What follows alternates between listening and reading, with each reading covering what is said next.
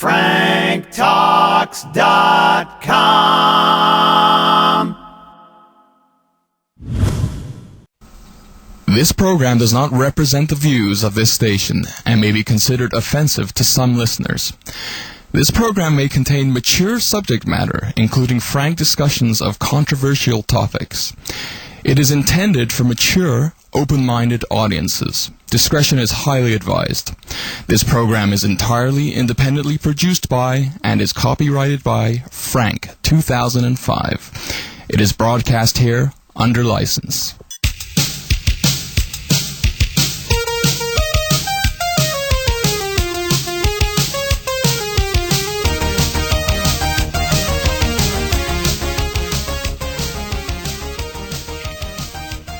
You're listening to Frank Talks Pleasures and Lifestyles, and I'm Frank because I have to be.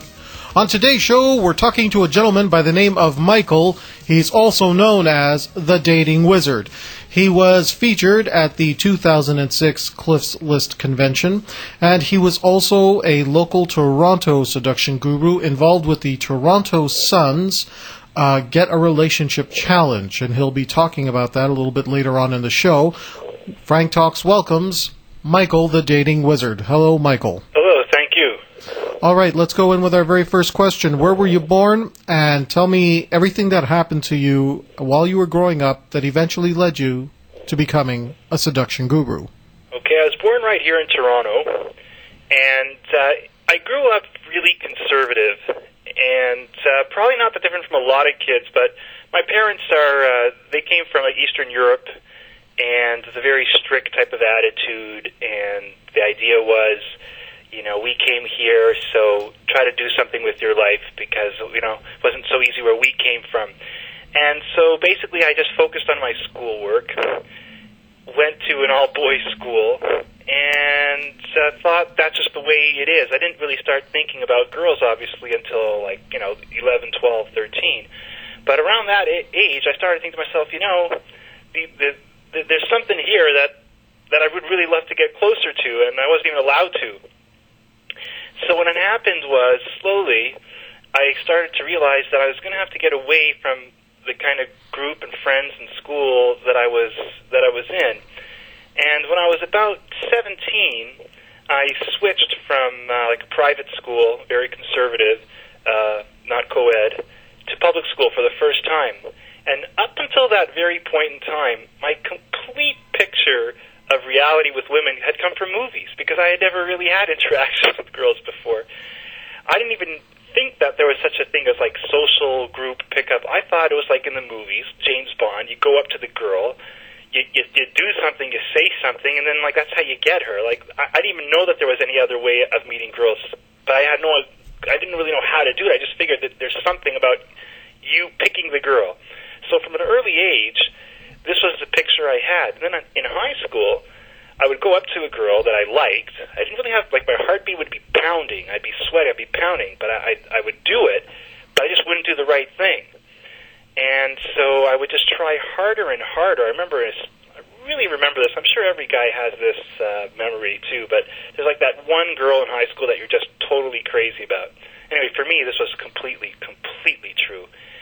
And so I would go to the library, and I would read all the books on relationships, and I would read all the magazines. I'd even read, my sister's magazines, the women's magazines, and it would talk about communication and making sure that she understands what you're saying.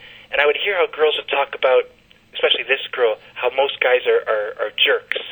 And I thought to myself, well, I swear I would never be a jerk, I would never be that guy. And I would try to talk to her and show I'm interested in everything she's saying, and nothing worked. And I just thought, well, because I was brought up to be a go-getter and never to give up, that there's something I haven't done. I got to show her that I mean it. So I'd come by her locker every day. I'd come by her classroom, and then, a year later, I'm still following her around. It's crazy. It's almost like stalking her, but not in a bad way. And I would find she'd take an after-school course, and then I'd see her, kind of flirting with some other guy in her class. And I'm like, well, what's going on over there?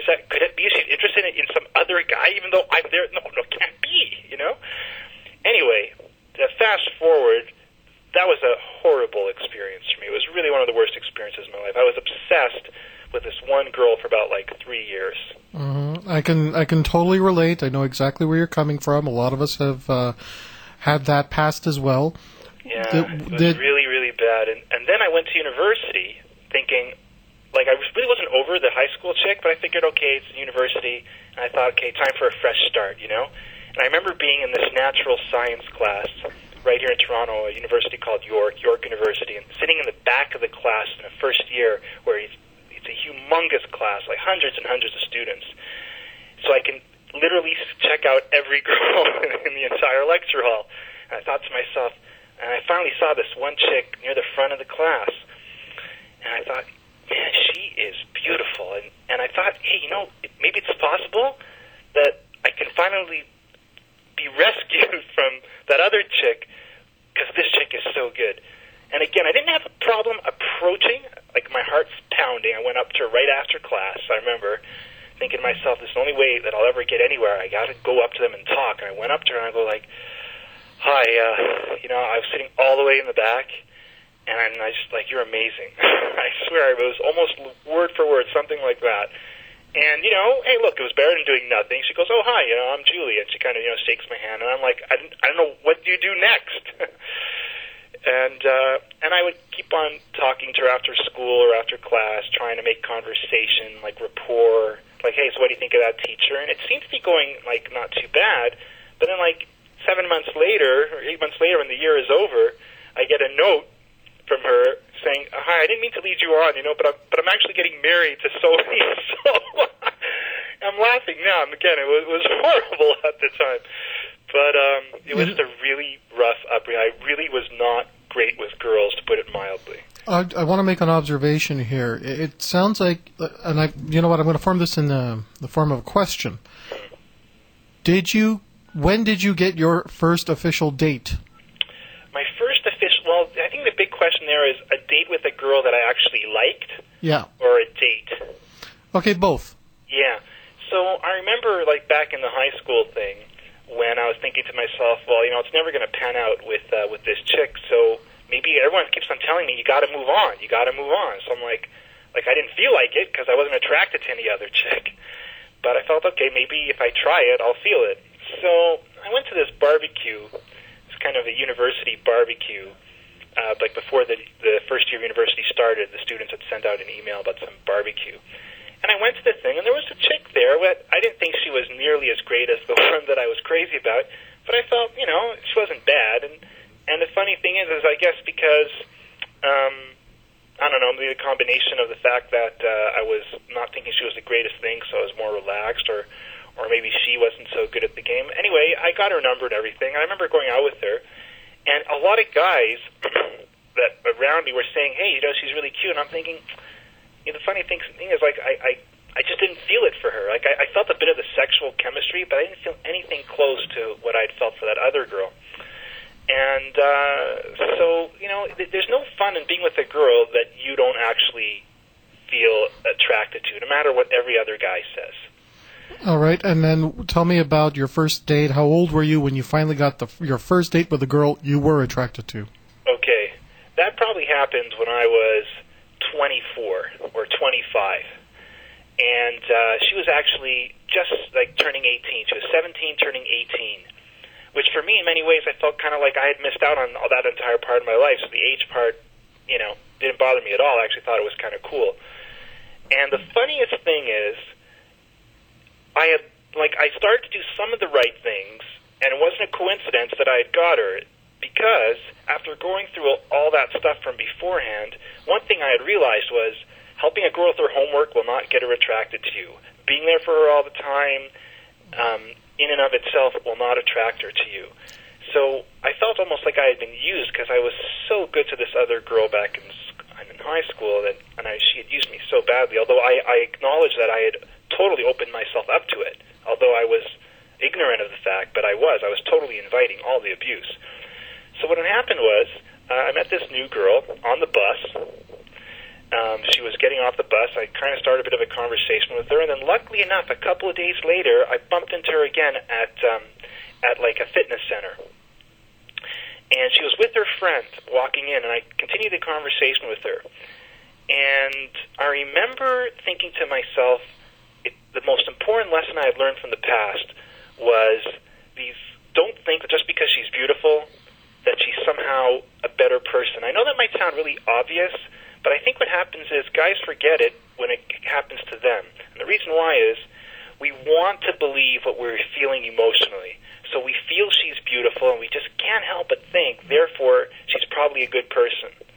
You know, like I'm not trying to say that they're bad people, but this feeling that she's so beautiful, so we start to put, the halo effect, where we think that good-looking people are better people and smarter and nicer, but it's just not true. And at least I had learned a little bit about that. So when I talked to her, I didn't come across in my tonality as if like, can you be, mother me, nurture me, be romantic towards me. I didn't give off any of those kinds of vibes. I was more like being the boss. But, it's a very simple way of putting it, but if I had to put it down to a few words. So my tonality was kind of like, so I'm downstairs working out and just got to get going soon. So what's going on over here? Because she was hosting some party for some of her friends, some kind of youth community group there. And then she started asking me about what I was doing there, and I just remember being very, very cavalier about everything. You know what I mean? Mm-hmm. A lot more not jumping on it. So anyway, to kind of give you an idea of how things sped up, I met her for the first time as an official date the next day, and I told her to meet me, not for a dinner, not for a lunch, not for nothing. I told her just meet me at some mall. Just meet me there. It's like, I wasn't giving her anything. I just figured, and it just seemed natural to me. And so, and she picked me up. I mean, she met me there. She drove me home. I didn't have no fancy car. Nothing. No homework favors, no nothing. And I remember getting home thinking, that was pretty good. Like, not thinking much about it. And then my mom asked me, so how did it go? I said, going pretty good. And my mom goes to me, and believe me, I love my mom. But just to show you the bad advice we get from our moms. Mom goes, so did you buy her something? Mm-hmm. Like, I go, what? She goes, to buy her a coffee or something, a drink. And I'm like, oh, man, no, I didn't. Oh, man, did I screw this up? So that very night, I called her up saying, I just realized something. I should have bought you a coffee. I should have bought you a drink. I should have done this. I should have done that. And, I started screwing things up earlier on. And I remember even telling her things like, I want you to test me. I want to prove to you I'm not like other guys. And starting this whole dynamic again. And what do you know? Within 3 or 4 weeks, she starts acting like a different girl. Instead of being the girl who was trying to prove herself to me. And by the way, one of the things she tried to do to prove herself to me, and I remember this, she found out that I liked John Grisham novels. At the time, anyway. And all of a sudden, when I met her, she pulls out this John Grisham novel from her knapsack as if it was coincidentally, but there's no way that was coincidentally. Do you know what I mean? And so she went from being that kind of girl trying to impress me to all of a sudden, so are we doing anything this weekend? To when I would hang out with her and her friends to kind of not giving me much attention, to being more busy. And I just felt terrible. I felt like I thought I'd finally found this girl that I feel the chemistry for, that feels it for me, and I'm losing her. So I tried harder, and this was probably the biggest learning experience of my life, because I'd actually gotten a girl that I'd like now, and I was losing it. So I literally went through every single nice guy behavior that could exist, because I refused to believe that there was truth to the other side, which doesn't mean that you have to be a jerk at all, but I just couldn't believe that the answer would be to kind of cool off, for me to pull back more. I thought that kind of behavior is playing a game. That kind of behavior is what jerks do. And I want to show her I'm not a jerk. So I'm not going to pull away. I'm going to give her more love. I'm going to show her that I really like her, and she'll see the error of her ways. Didn't work. It And this was, like, to give you a specific example of something that really got me upset. She was really busy because she was a very studious girl. Like a lot of attractive girls, whether they're studious or whether they're very busy improving their life in other ways, she was taking care of herself, taking care of her life, moving up in her place in the world. And that meant we didn't have a lot of time together during the week. But she would tell me, you know what, in the summer, we'll have a lot of time, we'll make it all up. And I thought, you know what, I tried, you try to rationalize things when you don't want to believe the truth. So I thought, maybe she's a studious girl, responsible, maybe she's not one of these, ditzes, party girls. So in the summer, we'll make it up. Well, what do you know what happens? 2 days into the summer, she calls me, no, I'm taking 3 summer courses, and I got to get a summer job because, I need the money. And I thought, And by the way, she didn't really need the money. So I thought, well, but I don't get it. I thought we were going to spend. I know. What can I do? I don't want to be in university an extra 5 years. Again, it would just be an extra 1 year. But she wanted to save every single second to move higher up into the world, to take care of herself, which is a common theme when people get corrupted and spoiled. So what had happened was, she told me, but I promise you. But now get this. Look how naive I was. Next summer, I swear to you, I won't have to take any courses. I won't have to do this. I won't get to take any summer job, blah, blah, blah. Anyway, fast forward to the next year, and she said, I'm not getting a job, but I need for experience. I'm going to volunteer for free for my school to improve my chances of getting into this college or that postgraduate college, blah, blah, blah. Anyway, all this time, I was doing every single thing I read in books.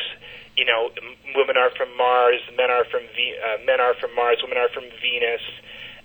Communication books, Barbara DeAngelis, and every single thing about trying to be the best guy I could. After 4 years, when this cycle repeated itself, finally, it was a straw that broke the camel's back, and I was convinced that even if this girl really can't help it, even if really she is a good girl and she's just messed up, I deserve to have a girl who wants to spend time with me.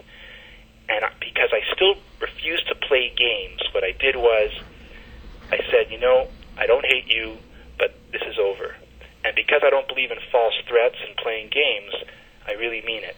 Because I never played a game once in my entire life with her. What do you know?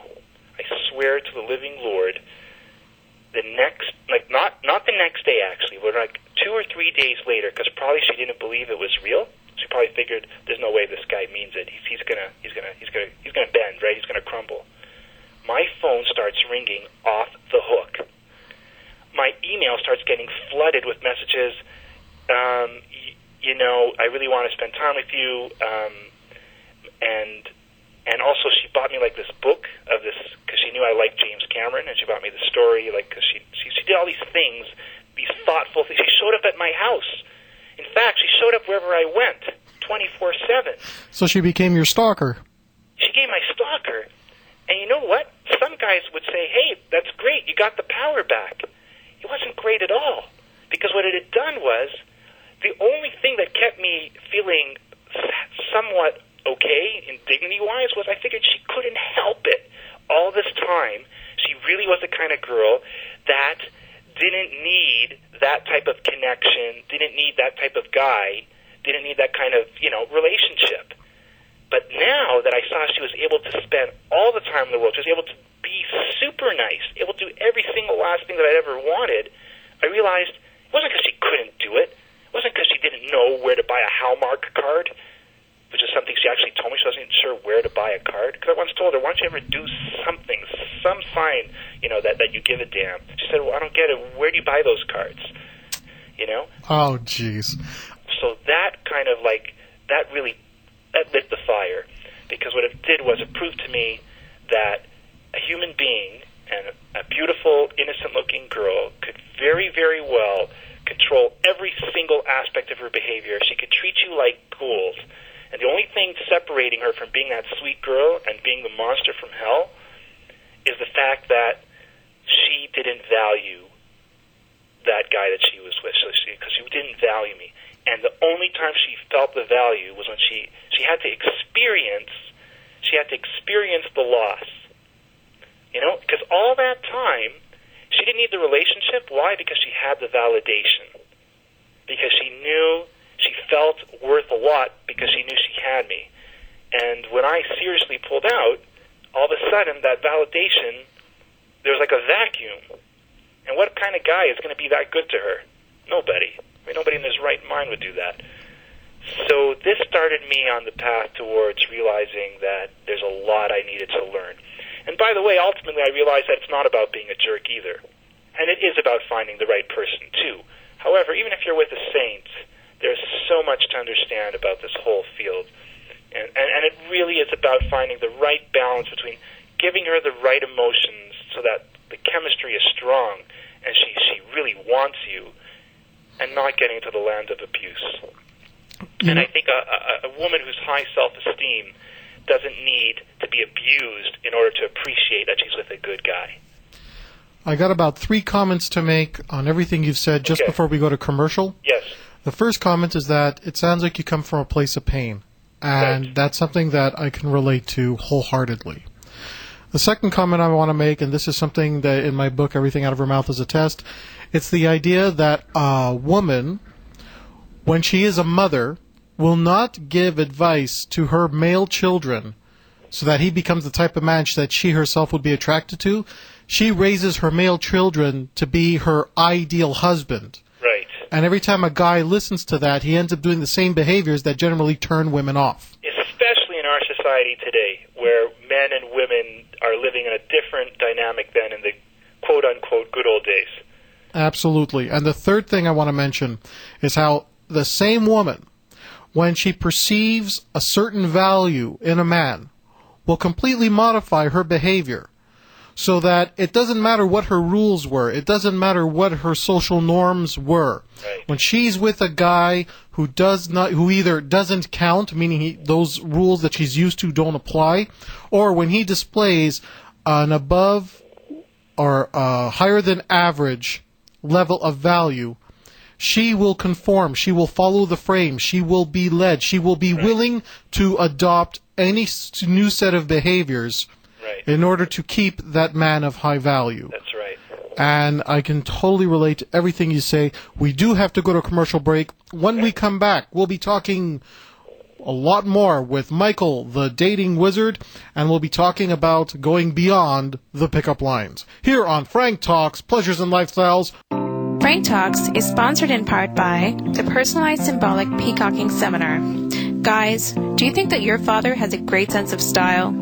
Are blue jeans and a clean t-shirt your idea of dressy? Then you need the Personalized Symbolic Peacocking Seminar.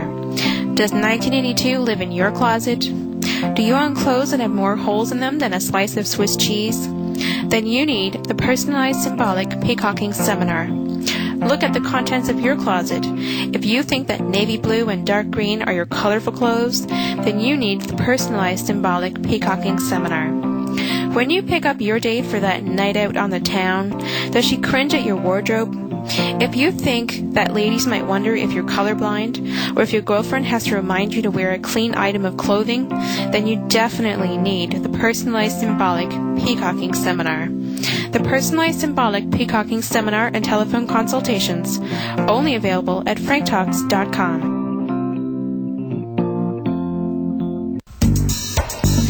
Would you like to sponsor Frank Talks? Visit www.franktalks.com and contact Frank, because he has to be. Sponsorships are always welcome, whether it's prize giveaways, parting gifts for our guests, studio equipment, accessories for the Frankmobile, or a host of other wonderment. Help Frank Talks make the world a better place, one interview at a time.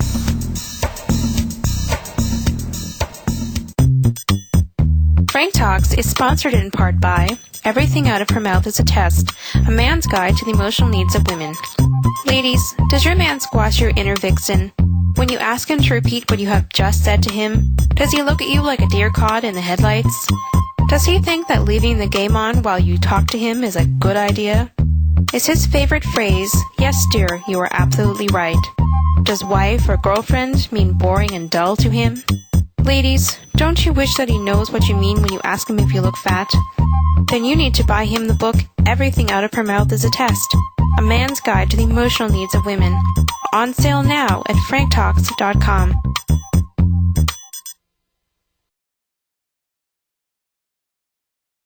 You're listening to Frank Talks Pleasures and Lifestyles, and I'm Frank because I have to be.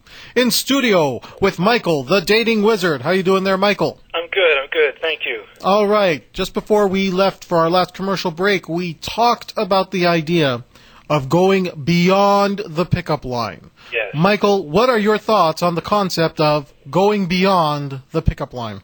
Right. And this is a really important topic because what happens is a lot of guys, they want to replace what I call, or what is called, a vibe with a magic pickup line. And like, the line will never replace all the subtleties in your behavior and your thoughts and your mannerisms.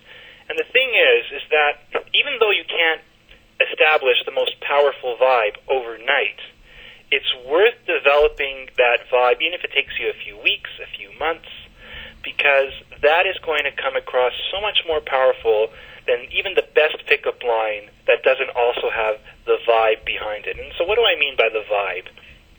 What I mean by the vibe is, too many guys, as soon as they start an interaction with a woman, if they actually get to that point of overcoming the fear, because that is quite an accomplishment too, it's getting over the fear. But let's say a guy is able to overcome the fear and start the conversation. Still not enough, because what happens is most guys, they see a beautiful girl or a girl that they find beautiful, and they're thinking to themselves, how do I get their number? How do I get her email? How do I get her to the coffee? How do I get her into bed? And the problem with that is, as soon as you're focusing on that, you are creating an atmosphere in your own mind of, I have to get. And human beings are very, very sophisticated creatures. We're primitive, but we're also sophisticated. And we can kind of smell out and sense out when somebody's trying to get something from us. Even if they think the world of us, the fact is they're trying to get something from us. And likewise, a human being can also tell when somebody is not trying to get something from us. And so as soon as somebody wants to get something from us, the defenses go up, the resistance goes up. Why? Because we don't want to lose something. We want to get something, right? So the best thing a guy can do, and this gets right back to creating the vibe as opposed to the pickup line, is forget about the second ahead of the second. And certainly forget about the minute, and certainly forget about the hour ahead of this second. Just focus on the moment. When you live in the moment of an interaction with a woman, you're not thinking about anything. You're not thinking about taking, you're not thinking about getting anywhere. What you are is feeling that specific moment in time, because it's the only moment that exists anyway. So let's say, for example, I'm on the bus, and a woman is getting on, and she's looking for her change, and she can't find her change. And I'm sitting near the front of the bus, which sometimes happens. So, and this comes from a real-life story, too. So as she's, looking for the change, I'm just thinking to myself, what would be funny? I'll tell her she's homeless, And I'll go, hey, if you're homeless, you can just admit it. And, she'll look at me there's a whole bus full of people over there, and she's thinking to herself, who is this guy? But it's just something that came up in the moment. I could have said something like, it's one of those days, eh? I'm not trying to get her into bed. So as soon as she feels that, she's disarmed, she's relaxed, and if I happen to be a little playful and funny at the same time, I'm boosting her state as well. This is a far better foundation for taking yourself deeper into the waters of attraction, rapport, and later on getting her into bed if that's what you want. But by starting off in the vibe, in the moment, you're going to find that it leads to more moments. And if you think about it, all life really is a bunch of moments put together, right? So that's really what you want to make of your own life and what you want to add to her life. And notice also what's happening here is, by not trying to take, you inherently are giving. This may sound like it's really, philosophical and Zen-like, but it's just really basic. You're not taking, you're giving her good emotions, because most people are trying to take from her, and you're just kind of playing with the moment. You're kind of having fun with it. So that lets her do the same thing, because why? There's no danger in it for her. She's not feeling, if I talk to this guy, he's going to ask me for my number, even if I don't want to give it to him. right? She's not thinking, if I talk to this guy, I'm locked in. You're making it really clear from the beginning that you're not trying to get anything. You're going to see how the vibe goes. And if the funny thing is, if the vibe goes well, if she's laughing with you and she says, yeah, actually it has been one of those days, and you go like, well, I figure you're just one of those types that just, either is really goofy or is having one of those days, or maybe just have those days all the time. Notice what you're doing when I'm this example. What you're doing is you're also behaving as a guy who's not needy for it, and you're also coming across as very different than most guys that are beneath her. You're actually coming across as something that I call superior intrinsic value, which is a bit of a fancy name for basically saying, the ultimate emotional effect is she feels you are superior to her. You're just more. And that might sound a bit mean, a bit like, I'm not sure what the word is. Misogynistic? Yeah. But the funny thing is it's not. And the reason why it's not, and especially I'm talking about attractive women, because I have a feeling that's what most guys are talking about here. In our society today, an attractive woman, in my humble yet very experienced with real-life opinion, an attractive woman is not just equal to a man in our society today because of the way most men behave. Most men make her worth at least 100 times as much. An attractive woman has the same type of power and emotional impact as, like, a billionaire man. She can get people to buy things for her, do things for her, give her emotional support, financial support. It's crazy. Guys, they're not realizing this. So when I'm coming across as superior, the reality is, against what's going on in our society today with women, attractive women, you're just coming in the way a man is supposed to come in. Anything else, you're going to turn to roadkill. That's just the way it is. And the reality is it's actually men who've created this society. It's men who decided to give women more power. And I'm not saying that's a bad thing in and of itself. But the problem is when men gave women the vote and all the power, and all the equal power, the problem was men continued to act as if we're still in the 1950s when the 1950s are gone. There's no reason to be overly generous and put women on a pedestal when women don't deserve that anymore. And I'm not saying they deserve bad, they just don't deserve the extra pedestal. In the 50s, most of the women didn't have positions in society. Their main position was bringing up the family, the moral gatekeepers of society, and all that stuff. But that's not their role today. So if you're going to treat a woman as if she's this more moral, better thing when she's really not, it's just like treating a child too well. You spoil him. And most men have spoiled attractive women today. So when I talk about being the superior guy, ultimately it's the only way for a guy to actually even come in with a fighting chance. I have a few questions for you here on a number of the topics you brought up. The first question I have for you, do you believe that women are resentful of the power that they have due to their extraordinary beauty? That's a really good question, and I think there's two parts to that answer. On one hand, there's no way that any woman resents having the power because it's so convenient. Guys do her homework, guys to offer her lifts, guys to be her emotional crutches. But she definitely, the word you used again was resents, right? Was that That's the word? Right, resentment. Yeah, I think she definitely resents it, though, when she's looking for a man, right? Like a manly man for her to be her partner. Part of her desires. Then she absolutely, completely, and totally resents that kind of man. Yes. So that's the answer. Sexually, she resents that kind of man. Favor-wise, she loves it. So it's a kind of a double-edged sword. All right, and my next question for you, based on what you talked about.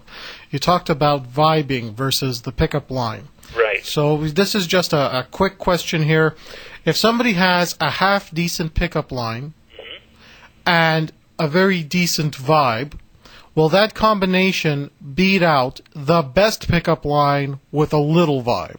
The answer is it won't. And the greatest proof for this is something that I do very, very often. I conduct almost every single week boot camps with guys from all over Canada and actually all over the world. Clients have come from Britain, United States, Australia.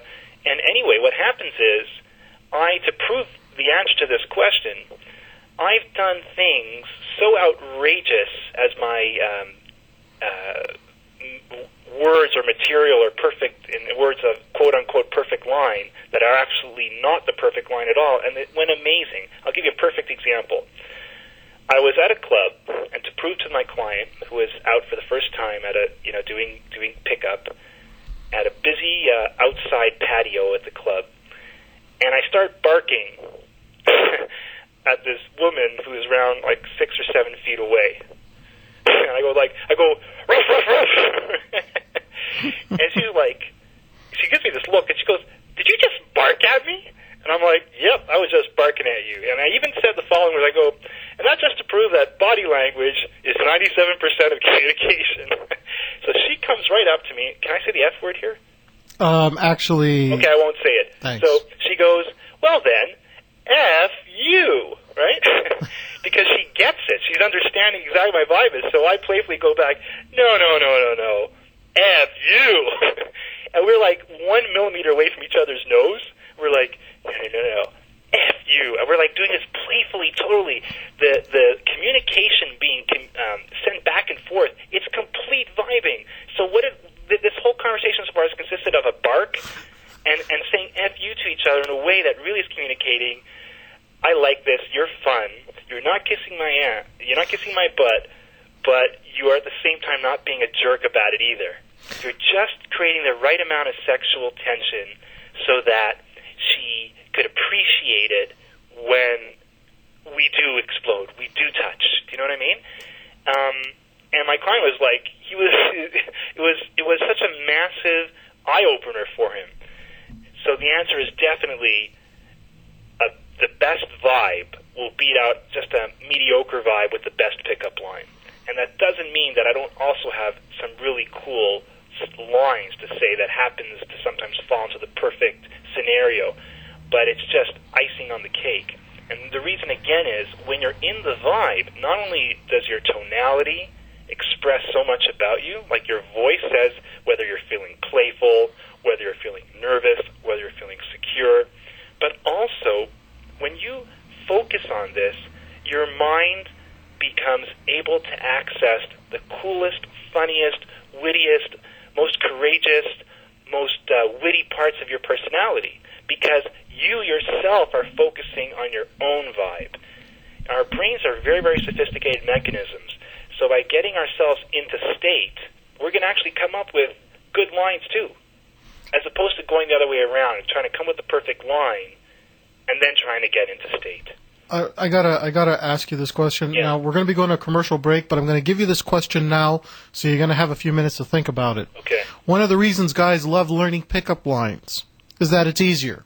It's a lot easier to memorize a decent line than it is to work on their own vibe, which leads me to my next question for you that we're going to answer after the next commercial break. What do you say to the guy that has no concept of how to vibe? Okay. When I was in my own development, learning to vibe with women was only something that I was able to do or even able to grasp only after I got my first harem. Great question. I can't wait to get to it. It was only after it's like, okay, I'm dating 5 women, I'm juggling the schedule. Hey, that's when I realized that I knew how to vibe. But prior to that, I'm just following certain behaviors that are getting me the results. Right. So, a guy's sitting there, he's in front of you, he has no concept of how to vibe, he's never vibed, like yourself maybe, he might be in his early 20s, he still never has gone out with a girl that he's really liked.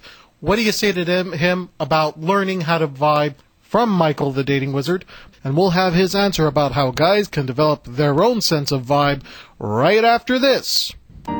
Frank Talks is sponsored in part by the Adult Male Virgin Seminars and Telephone Consultations. If you are an adult and want to get a handle on this once and for all, you need this seminar. Being an adult male virgin can be most stigmatizing in today's society. You feel like a failure in the eyes of the mass culture around you, alienated from your male friends who all talk about their sexual conquests, and you must hide this shameful secret lest they use it against you. And the very personal pain, anguish, and despair that cannot be described by words words that haunts you every moment of your life. Enough is enough. It is time for male virgins to take charge of their sex lives. Frank gives you the rules of winning in this seminar, the Adult Male Virgin Seminars and Telephone Consultations. Make your first time the best time of her life. Only available at franktalks.com. Frank helps adult boys turn into men. Frank Talks is sponsored in part by From Loser to Seducer by Frank B. Kermit. Ladies, is there a man in your life that got dumped for being clingy, needy, or was told he was a loser, but you still think he's a nice guy and want to help him? He could be a relative or even a friend, and you know he needs the help. Do you want to be the one to give him the gift that will change his life forever? How about the gift of a great biography? Buy him the book, From Loser to Seducer by Frank B. Kermit. It is the story of a nice guy who triumphs over his inner demons to find his own hidden power. Help the nice guy in your life discover his inner seducer to find his soulmate. Buy this book now at franktalks.com.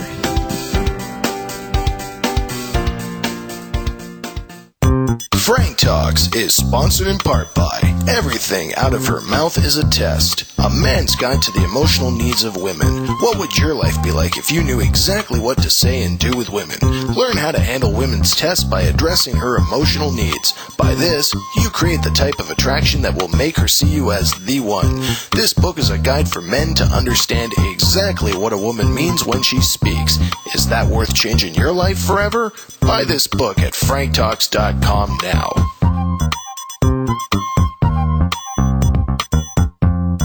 You're listening to Frank Talks, Pleasures and Lifestyles. I'm Frank because I have to be.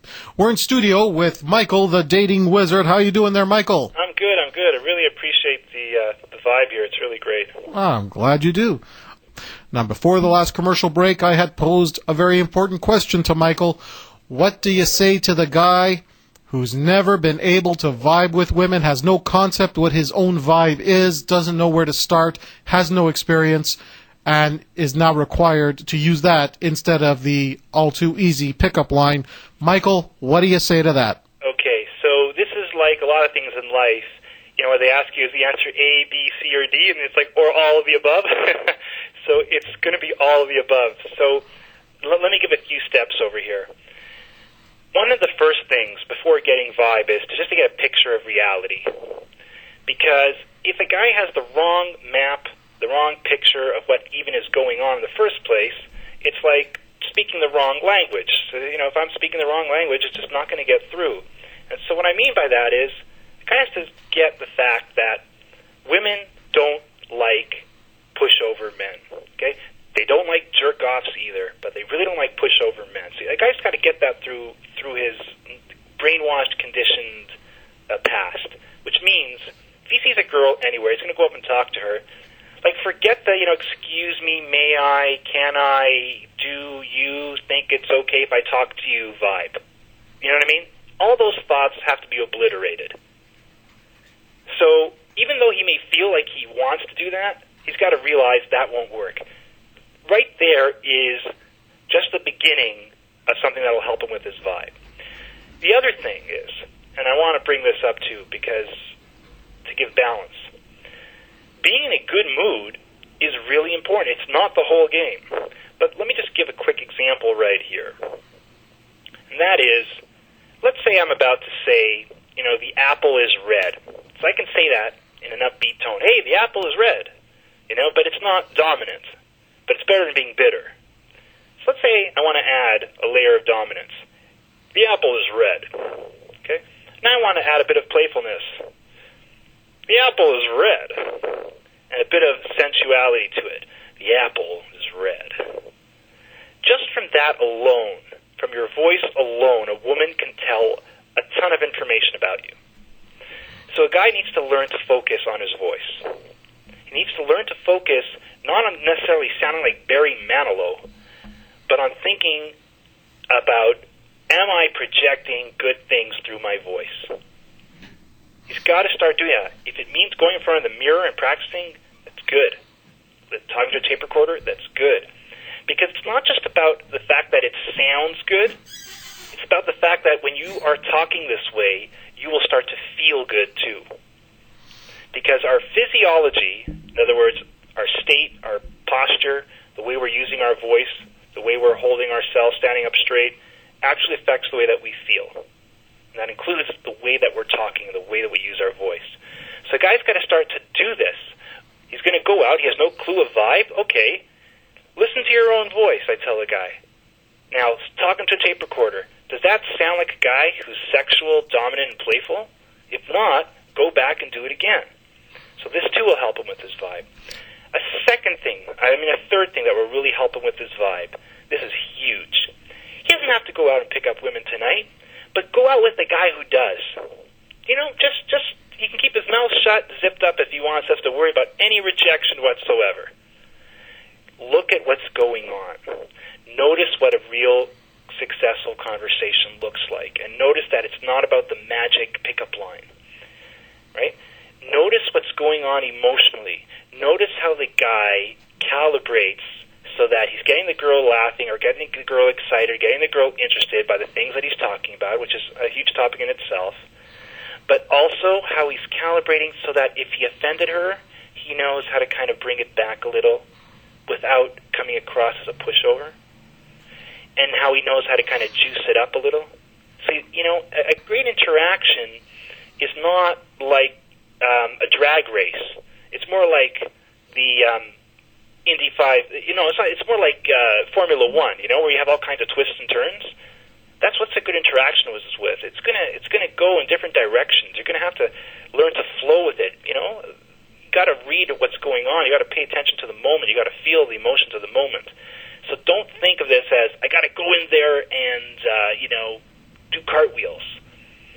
And finally, to help a guy's vibe, he should realize this. Chances are one of the biggest, if not the biggest thing, holding back a guy's vibe is lacking a sense of strong self-esteem. And the thing is, that may sound really, like, basic, but it's huge. A lot of people think they have self-esteem, but they don't realize what it actually is.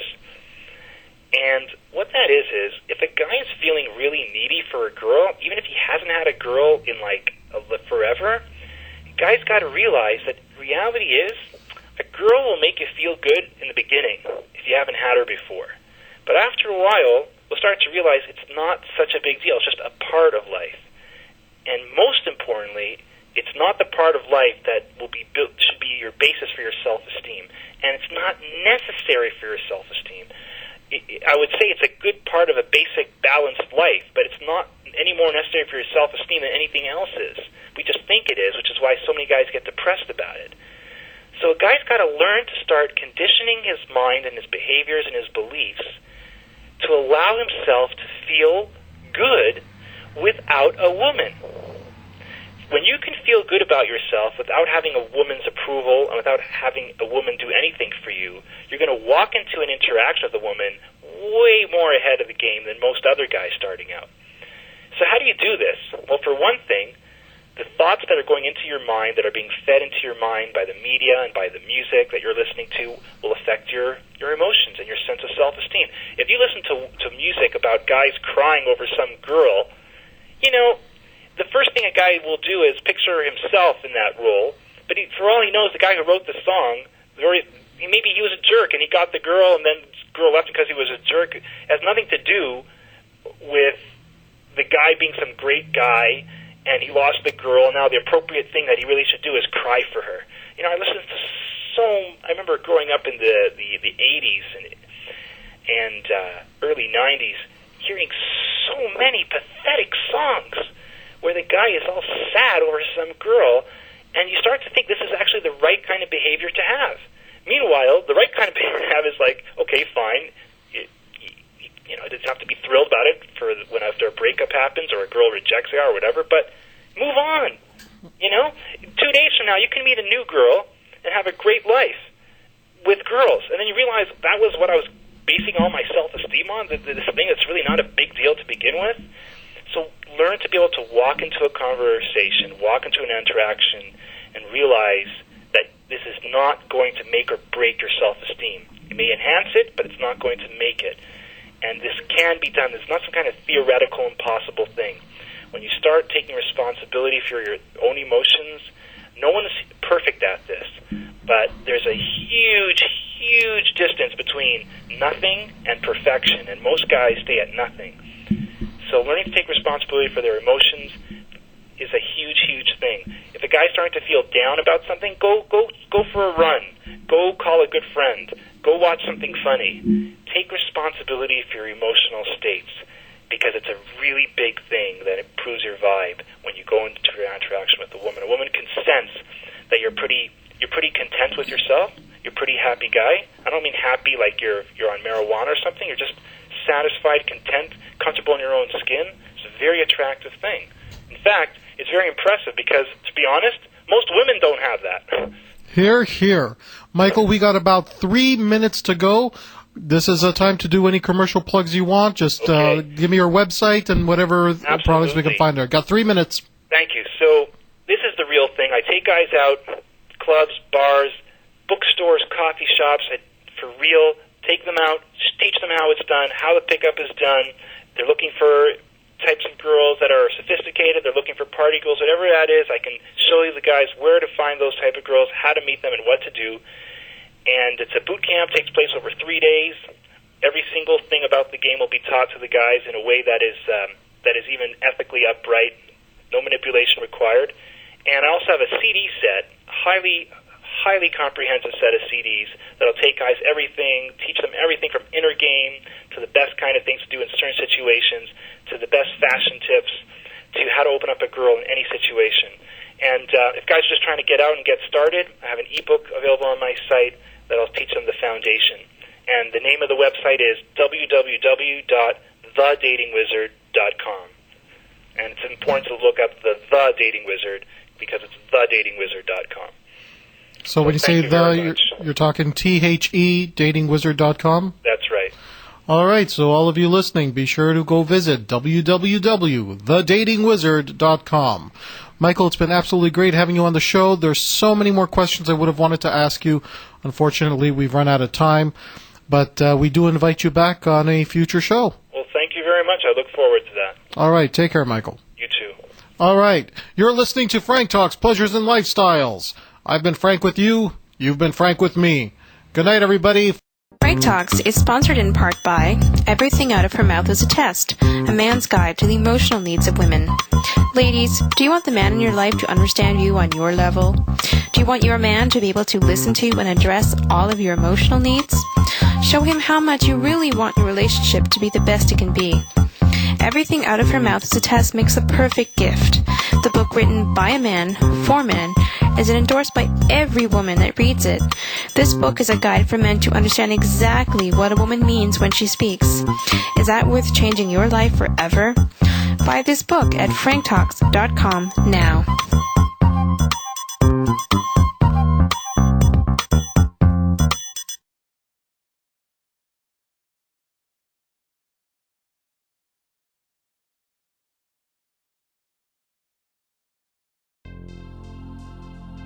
Need help with love, sex, dating, and relationship issues? Help from Frank Kermit, the best-selling author and Canada's most international relationship coach, is only a click away at franktalks.com. Coaching available in person, by phone, and by Skype. For singles, couples, and alternative lifestyles, franktalks.com.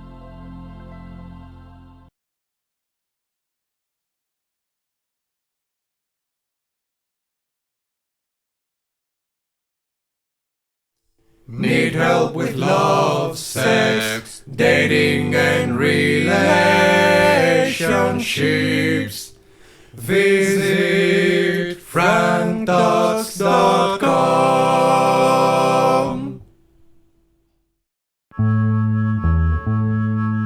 What do you do when you feel like a fool? When your heart has been broken again?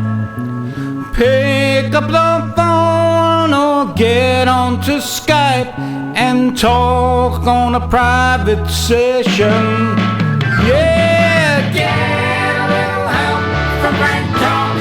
Whoa, whoa, get by with a little help from Frank Talks. You gotta try a little help from Frank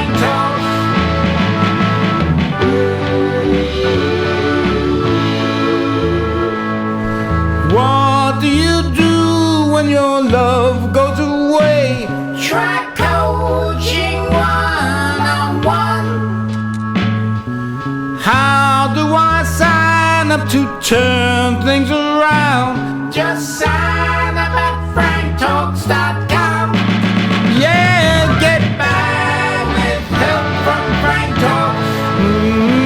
I get by with a little help from Frank Talks. Time to try a little help from Frank Talks.